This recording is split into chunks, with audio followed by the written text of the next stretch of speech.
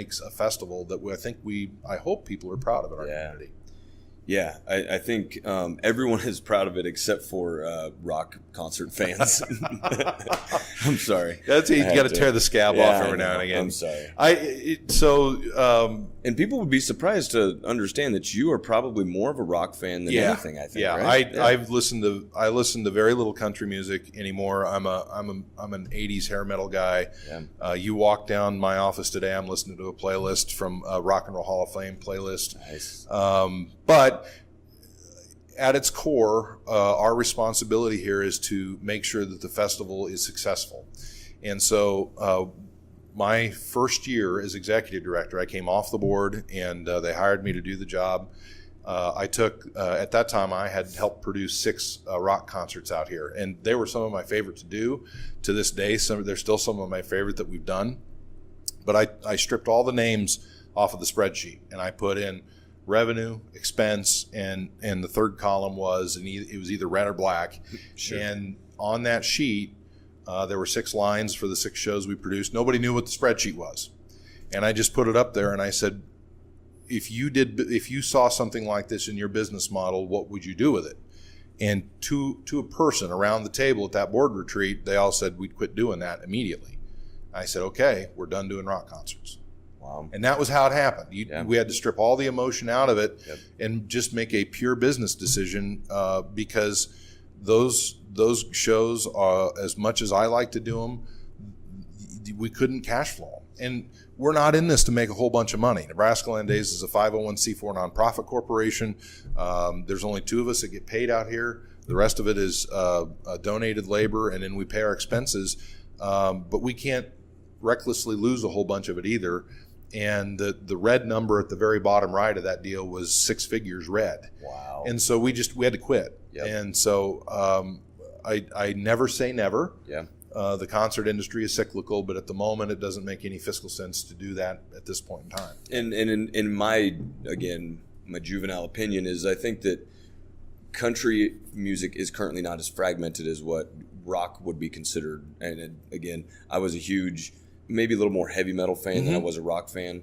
But if we ask 10 different people who the 10 best rock bands are, you're going to get probably 10 different answers. Pretty close, because what I would consider to be rock, you wouldn't, and the next person wouldn't. The hardest part about producing those shows is we'd put an act out there, and I'll never forget, it was Theory of a Dead Man. It was one of the shows that actually produced a black number at the back of it. Nice.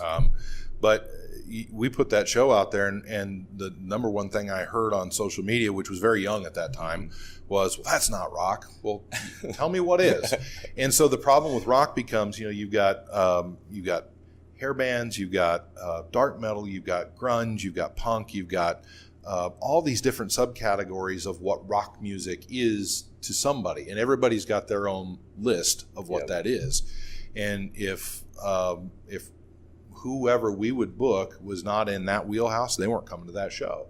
Right. Country music fans, by and large part, will go to a festival just to socialize, and because as a whole, there aren't as many segments inside of country music as there are in rock music, and that's why we've been more successful with country. There were some lean years out here. Very lean. Was that when you were on the board? Was that prior to? First financial statement I saw it here in one of my very first meetings had a very, very negative number in it. With a large operating line attached to it, and I'll never forget the story. Our president at that time was Bob Spady, and we couldn't make payroll. Wow. And so Bob had to go to one of our platinum sponsors and say, "Hey, can you renew for next year?" "Yeah, we'd be happy to." "Good. Can you cut a check?" And he literally had to go have that conversation with that sponsor. I'll never forget it. Wow. And there were a lot of people that stuck with us through those lean years, and we started making some different decisions, started looking at it in different ways. We got real good with spreadsheets, and Nice. we were responsible to them, and so that's how we kind of turned it around. But it was close there for a lot of years. I get that rock question to them, and I try not to. We want to honor people's tastes and, right. and the different styles of music.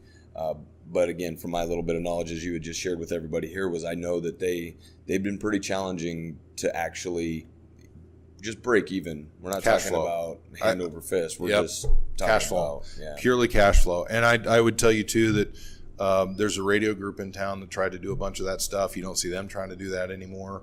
Jerome Windecker, I think I'm saying Jerome's last name correctly, but he was a DJ on that station for a lot of years, and he finally, they tried to do something down on, they had the stage brought in, and like 30 people showed up, and he got on social media and said, I never want to hear any of you complain about it ever again. Yeah. And they still will, and that's just the way people are these days. But unless that group as a group is willing to support it and buy tickets, it's never going to happen here. Yeah. And so if we move all the way forward to 2018, we have, again, the rodeo and the concerts are in full swing of getting them in place.